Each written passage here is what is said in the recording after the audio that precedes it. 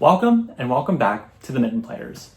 I'm Tim, and I'll be your guide, like a New York tour guide or a Broadway concierge. I'm still recovering from vacation mode. What am I kidding? You guys are in for a treat this episode.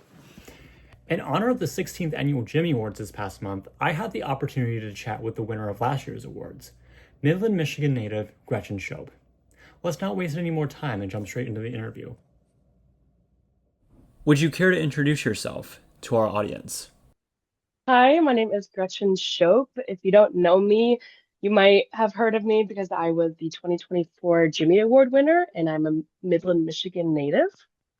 How did you get your start in theater? Tell us more about yourself. So, my first show was when I was in third grade. I was 8, and I heard that someone was doing Godspell Junior, which is like a weird first show, in my opinion. I feel like most people, it's like, oh, it's musical or something like that. Um, But I loved to sing and I really enjoyed like old Disney musicals and I had all the VHS tapes of like My Fair Lady and whatnot. So I was like, this sounds amazing. And so I did Godspell Junior and that was kind of like it. After that point, there was never like another option or a different route that I kind of wanted to go in life. It was just like, oh, well, this is perfect and everything I want in life. Why would I do anything else? So it was just like a certain show. There wasn't like somewhere or something that inspired you to work from there. I would say once I got older, what made me actually, we were just talking about this before the podcast started. When I got older, what kind of changed my view on it and made it less about, oh, I just really like singing and dancing and the stage aspects and the performance, but also I enjoy theater because I'm able to tell a story and make a difference. That kind of shifted when I was about 13 and I saw a production of Cabaret. And I walked into the theater and sat in silence for maybe 30 minutes after the show because I was just in awe of how it moved me and how it moved literally the entire audience. Like you could hear a pin drop throughout that entire second act. And I was like, wow, this is important. This is actually art. And, this performance is not just about me, it's about changing the minds of the audience and actually making a difference onto people. So that's when it kind of switched in my brain where I was like, oh, I don't want to pursue this for selfish reasons. I want to pursue this because telling stories is important. As you should, as it should. Tell us about your experience with the Sutton Foster Awards and how that led to the Jimmies. So actually, I don't think I've said this anywhere publicly, but I competed in the Sutton Foster Awards for 2 years, not just the one year that I won. I went in 2023 as well, and I wasn't even a finalist. And I was really upset about it. I wasn't a finalist, but I was like, okay, well next year I'm a senior and I really want to win. And my goal was just to go to the Jimmies. I was like, I just want the exposure. I don't even care about winning the Jimmies. I just want to win some Foster Awards and go to the Jimmies. I feel like that's a great goal. So I competed my second year and I had a lot better of a mindset about it, where it was less of a competition of hitting myself against my peers and more of I want this because I want to prove myself and I just want to accomplish this goal for myself and to better my own artistry. It's not even about the competition aspect. And that made it a really lovely experience. And then when I won, honestly, it was very helpful to have the Sun Foster Awards before going to the Jimmys because they provide you with the training that you need for your specific songs. Because you can change the song that you compete with from the Sutton Foster Awards to the Jimmys, but they had been training us for like 3 weeks at that point on which songs we were going to compete at the Sutton Foster Awards. So I already had that foundation from the Regional Awards program in Michigan that I was able to take with me to the Jimmy Awards, which I'm so grateful for. And I didn't have to start from square one when I actually got to the Jimmys. But before the Jimmys, the Jimmys actually wasn't my first national competition I won. I Mhm. also won the NATS, which is the National Association of Teachers of Singing. and that competed in San Diego in 2023. So that was kind of like my lead up to the Jimmy Awards, also in a way. A little bit of a growth type thing, yeah. So you competed in three different entities, all That's four the in total, timeline. in like the span of about a year and a half. Yeah, about a Um, year. yeah. Definitely a growth spurt for me. Speaking of, how would you describe your experience with community theater compared to professional theater? So I'm really grateful. If you don't know, I think I said before, I'm from Midland, Michigan, and we have a really beautiful um, theater facility in my hometown. It's called Midland Center for the Arts. And so I was very, very lucky as a kid to grow up with kind of like quote unquote state of the art community theater. So I grew up having, the elaborate sets, and you would have to go for your costume fitting. And the rehearsals were very strict, and the directors expected a lot of you. And we had understudies and the things you kind of don't necessarily always have in community theater, but are requirements in professional theater. So when I made the switch over in this last year, where I started actually auditioning for these things. The change wasn't that drastic. So again, I'm like very grateful for that opportunity as a kid. I will say the audition process is a lot more rigorous.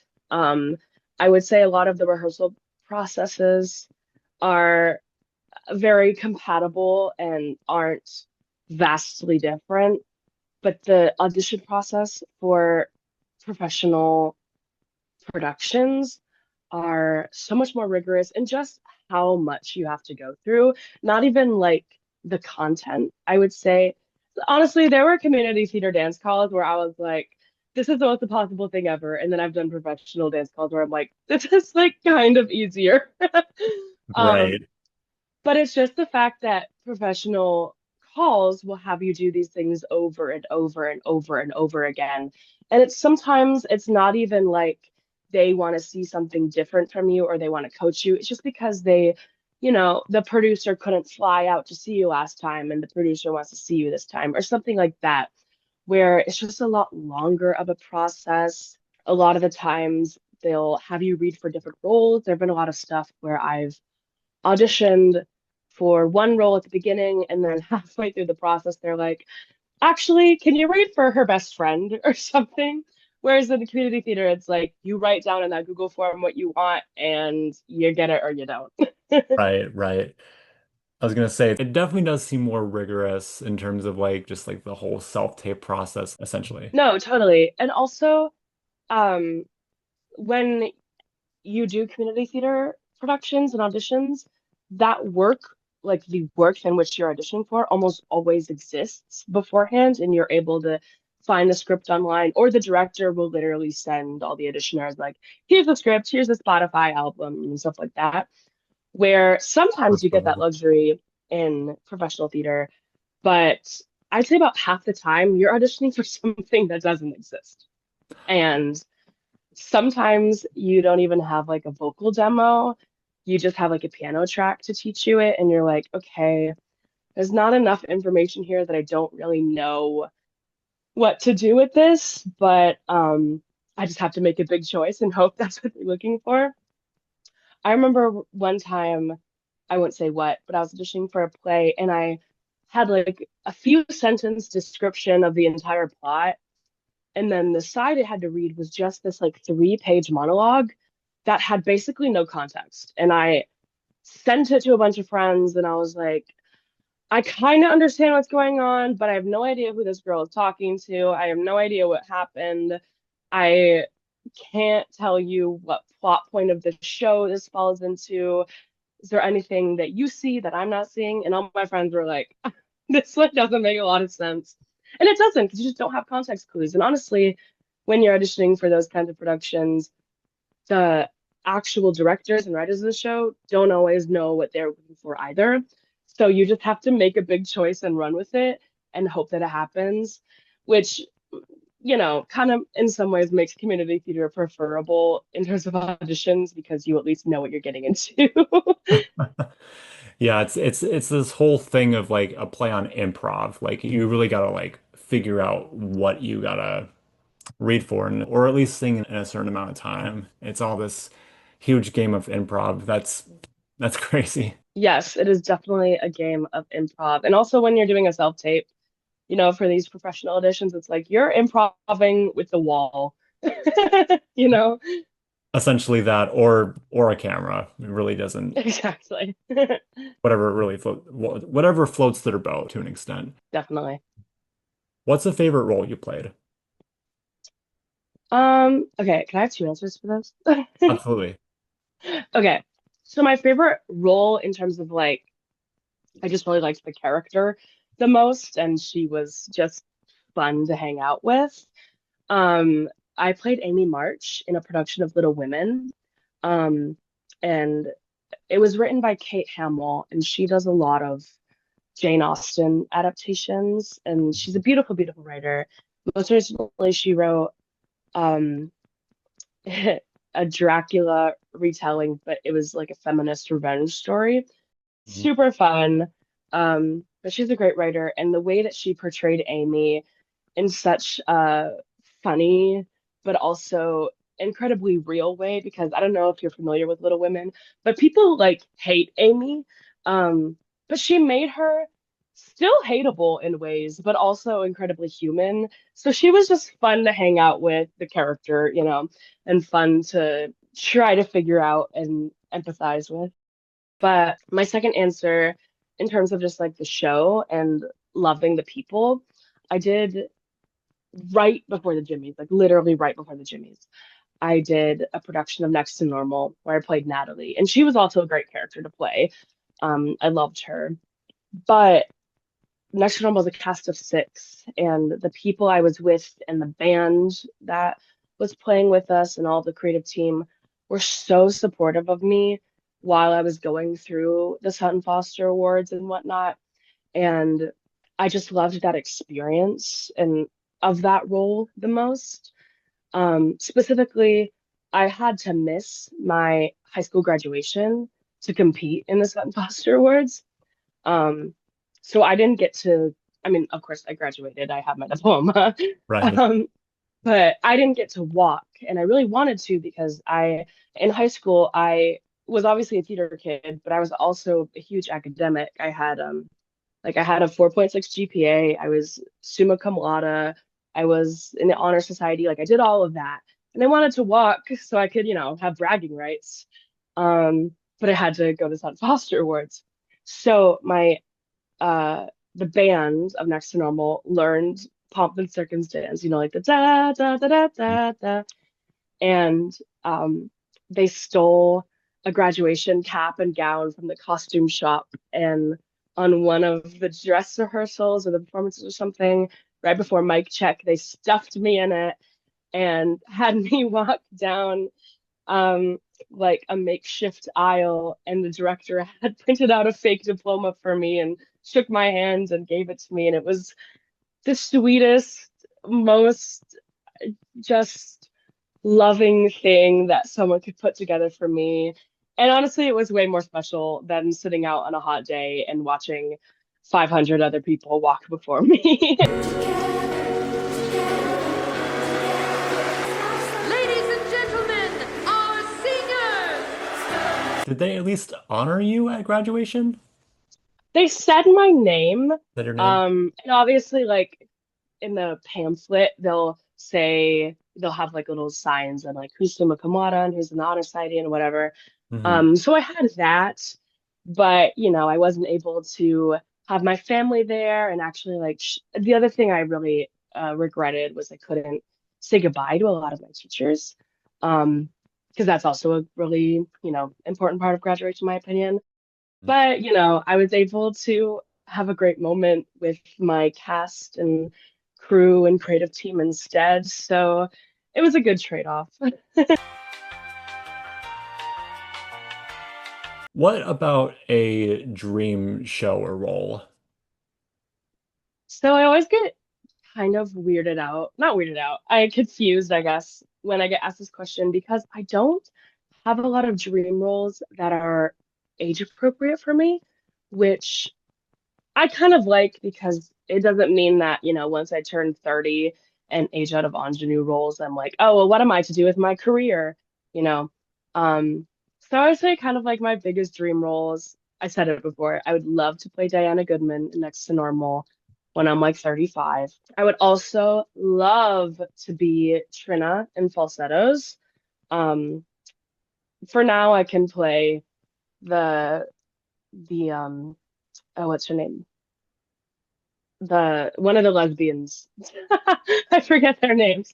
But for now I can play one of the lesbians, and once I turn 35 I can play Trina. And I would also really, really love to play Lucille in Parade. Again, not age appropriate right now, but when I'm of that age, y'all better watch out. It will be my prime, I can guarantee. I was gonna say, fingers crossed. I'm rooting for you on that one. Thank you. I know, Parade.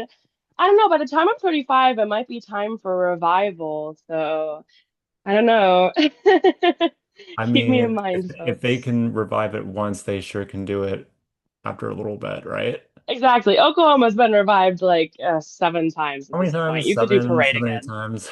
Yeah. Everything's going my way. Oh, what a beauty. Do you have any songs stuck on repeat that you would recommend? Songs stuck on repeat. Okay. I have been really into Death Becomes Her. I'm a big fan of Alive Forever. Um, and it gets stuck in my head like literally all the time. Also, Audra's version of Rose's Turn from Gypsy after the Tony Awards, I like walk around my house and I'm like, everything's coming apart all the time. This is the only thing that's coming out of my mouth right now. I've also, in terms of like not Broadway related, um, I've been really into You and Me on the Rock by Brandi Carlile. It came out in 2021, but it's such a beautiful, and also if you're a Michigan native, that song is written about Interlochen, like the actual like location of Interlochen. And so she talks about like the Michigan nature, and it makes me feel so nostalgic, and I love it. That's another one. Um, Lastly, I'm also unfortunately a TikTok girl. I'm on TikTok a lot, and I keep on getting that song stuck in my head called "Take a Sexy Picture of Me," and it's has a dance trend where it's like, "I did the butcher, I did the baker, I did the home and the family maker." That one constantly on repeat. It's in my car, just trying to get it out of my head, but it feels impossible. Surprised that your For You page is probably a lot more different than mine, so I probably I gotta don't think rem so. I I gotta mean, I gotta I have a lot of Broadway stuff. For a long time, actually, my favorite page was only The Last of Us because I was really obsessed with it when the season finale came out. But now it's kind of evened out again. something like that, yeah. Uh, Yeah. If you could perform anywhere in the world, where would it be and why? I would say, like, again, I have two answers. Dream venue, I would love to be anywhere in like an old London theater, like something Shakespearean. I love the architecture. I think it's West End. beautiful. Hmm. Just for, the aesthetics of it all, I'd say that. But also, kind of more of a vague answer. I think like also just like my goal for my life is to make theater more accessible. And so I'd love to just perform in places even in the US that are like more like poor communities and places that are more impoverished that really just don't have access to theater. Because I think those are the people that need representation and their stories told the most. But even if a show is representing those people, the people that are seeing it are ultimately mostly rich people that live in New York. Those are the average theater goers for Broadway. So I think like a goal for myself is just to try my hand at performing in, I guess, like, I don't know, less quote unquote notorious or established locations. Simply because I think theater needs to be more accessible, and that needs to be normalized. Right, just keeping everything more accessible to more people. Yes. We all need We theater. all need it. We all are deserving of art and we all are deserving of being represented and having our stories told. There isn't, yeah. And we all are deserving to see our stories being told. Yeah, no? Exactly. Right. Do you have any specific pre-show rituals? Yes, I am a big believer. Honestly, it's kind of like pseudoscience for a lot of people. It's like, Right. does it actually do anything? Probably not, but it makes me feel better. I'm a big believer in steaming. It's funny, my best friend calls it my singer's vape. It's not, but it's like the Vicks. It's not a nebulizer, but it's like the Vicks steamer that like goes around your whole face, and it just I also have a lot of sinus issues personally. Like my sinuses just I've always had problems with them. So also having it like actually on the outside of my face to quote unquote warm up the actual bones of my sinuses that a nebulizer wouldn't be able to get through by just going through your throat. So that's a ritual for me.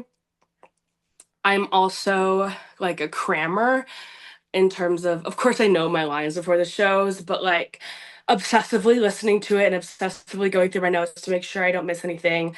I'll keep, and even like during the show, I'll keep my script and notes kind of like in an accessible area for me so I can just quickly go through it and make sure I remember everything. Um, and then also, I'm a big believer in like setting affirmations. I Whenever I do a show, I'll keep like a sticky note or something on my mirror. Um, for a long time, my affirmation was do good work and go home. Um, so I just put that sticky note up on my mirror and I'd say that before a show. But now, my new affirmation is let your honesty shine, which is a Simon and Garfunkel lyric from like one of my favorite songs. But I think that's kind of like my new affirmation, so Oh I'll say yeah. that before a show. Right. I was gonna say switch them every so often because that's Well, what I think, you're doing. yeah, I think we just like kind of grow out of things and do good work and go home is one that my voice teacher actually gave to me. Actually, funny story of how I got that and how she got that. She Hmm. went to a psychic and she said like, "Oh, you need to remember these words. Do good work and go home. And you need to like say it every day." And then so she taught that to me and then it became really important to me. So I was like, I don't know, maybe the psychic was actually just looking out for me and it had nothing to do with my voice teacher actually. You just never know. Right? You never know. Right. But I feel like I've kind of grown out of that one. And, we just, as we adapt and grow, there's new things that we need to focus on and remind ourselves of so they can change. I was gonna say, yeah, it can either change on the daily or it could just stick with you. You just never know. Right. I mean, I don't know. I could have this one for maybe 2 weeks and then something else comes along. Something else might come along, yeah. How do you stay motivated? I mean, of course, motivation ebbs and flows. I think it's always helpful to have an external and an internal motivation. So to always keep those adapting. So externally, I think a good always like way to keep yourself motivated is to find things in the world that you care about. Um, because ultimately we're not making art for ourselves, we're making art for the world and for other people to view. So that motivation, keeping up with like, okay, what initiatives are going on in the world right now that you can be supportive of in your art, or what movements can you be helping to go, helping to propel through your art. Those kinds of things I think are important externally. But for like an internal effort of just like personal growth to always stay motivated, I think it's important to always have long-term goals. I talked about this a little bit beforehand with like my dream roles, where I like having dream roles that I won't be able to actually do until I'm 30, 40, 50, because it means that I'm not peaking right now. I think it's always important to have internal motivations that are very long term, that last until, you're 80, where you're like, okay, my goal, my internal motivation is that when I'm 80 years old, I'll I'll be a sponsor of the Jimmy Awards and I'll have my own, I can introduce it to a new state or something like that, Right, so right. that you're not, because those achievable goals of like, oh, I want to be on Broadway by the time I'm 30. And then like once you're 30 and you're on Broadway, you're like, okay, well, what do I do? That kind of depletes your motivation. So I think it's really important to always have things that are long term and that help you, you know, look forward to aging. It's that big question, what's next on the agenda? Exactly. And Yeah, trying to keep that agenda as far into the future as possible so that you don't burn out by the time you're 25. right. Similarly, what advice would you have for inspiring actors who want to take their theater experience to the next level, whether it be on a professional scale or not? I would say be as hungry as possible. And it's not actually, and I would say this even for like people that are in BFA programs right now. I would say be hungry for as much knowledge as possible in every single facet of theater because it's well known that this industry is really oversaturated and it's really hard, If you don't have an agent, it's hard. And it's a difficult world and we all need to be well equipped to still engage with this artistry, but in different ways. So I would say be hungry and ask, casting directors for their advice. Be hungry and learn how to operate a light board. Be hungry for knowledge on set building and, take classes on dramaturgy and, get your certification in like stage combat and intimacy coordination. Those things that all contribute to your art form. Reach out for that knowledge as possible because one, that makes you more appetizing for even if you are a performer, because then you can also get hired part-time at that theater to be a light board operator or something like that. And then maybe if you don't get cast in that season, you'll get cast in next season because they've already worked with you and they know that they like you, It's already helpful in that facet, but also it helps you if you burn out of being an actor, you have another option. Or if you don't have a main source of income for a year, then you're able to use those skills in other facets. It's just so helpful. And I would say, don't limit yourself to just the box of being a performer. Right, absolutely. What advice would you give to your younger self? My younger self, I'm not even gonna speak like to my younger self. I mean like me maybe 2, 3 years ago, not even that Valid. long. That's so valid. Um, because I mean, to the audience members, I'm only 19. I turned 20 in October, so like, I'm still very new to this. But I would say, to 16-year-old me, and also to all the other 16-year-olds, to not put yourself in a box, um, to try to fit what you think others want from you. Very specifically, I'll tell a story. Um, my first year of St. Foster Awards, I thought that everyone else was going to compete with a ballad. So I was like, okay, well, I'm not going to do a ballad. I'm going to do a comedic song so that I stand out. So I did Whatever Happened to My Part from Spamalot, which is a very funny song. And like I did it fine. And when I was coaching it, my acting coach, Laura Brigham, midway through our session said, just a question, like, why are you doing this song? And I was like, what? What do you mean? Like, I'm doing it because, like, it shows off my range and it's funny and, it shows my acting chops. And she's like, well, yeah, but you're really good at ballads. So why didn't you do a ballad? Why are you doing a comedic song when that's not your strong suit? And I was like, well, because I thought that's, like it'll make me stand out. And she's like, well, what would make you stand out is you just being better, but like, okay. And I like thought of that and I was like, huh. And then I wasn't even a finalist at my Sutton Foster Awards. And I was like, well, I didn't do what I was best at. So like, yeah, that kind of makes sense. So, and that was kind of like my first big lesson in like, don't put yourself in a box. I think we do this a lot with like like, oh, I need the Broadway body, and I need to be a soprano belter, and I need to, have my triple pirouette in this amount of years. I need to have this color hair so I can fit into this, like these all these boxes that we put ourselves into to try to make ourselves seem unique or quote unquote like stand out from other people. It's dumb. And I would say that in this industry, it is way more valuable to be yourself than to be different, because your uniqueness and your genuineness will get you so much farther than what you perceive to be different, because they can see right through you. Because today, all you have to do is just be yourself. Like, I know it's so dumb Simple as and that. trivial, and like you think, it's easy, but it's so true of like your genuineness and your you-ness, it will always be enough and will always prove to be more useful than to try to change yourself just to, especially for us girls who there's just so many belter girls that can high kick and all that stuff. So you try so hard to be different, but it's like there is no need for being different as long as you are unapologetically you. That's enough. Right. Absolutely.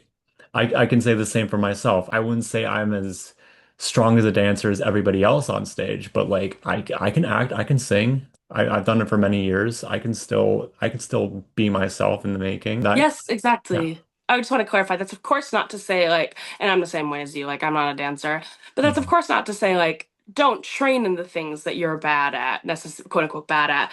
And like I'm sure you feel the same way too, where it's like the thing I honestly work most on is my dancing, because I have kind of got the acting and singing in a good place. Right. So it's not to say like don't work on those things, but like don't try and shy away from the things that you're good at?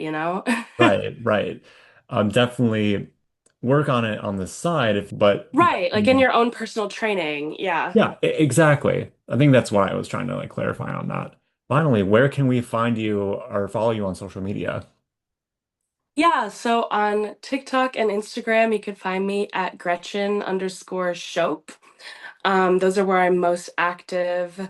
And under my Instagram, you can go to my link tree in my bio to find all of my other social medias. Although I will say I'm not super active on X, formerly known as Twitter and Facebook and YouTube and stuff like that. So sorry to my dedicated YouTube fans, aka my father. Um, but I don't upload much on there. I would say TikTok and Instagram is where you can get a hold of me. But he won't leave my side for a glass.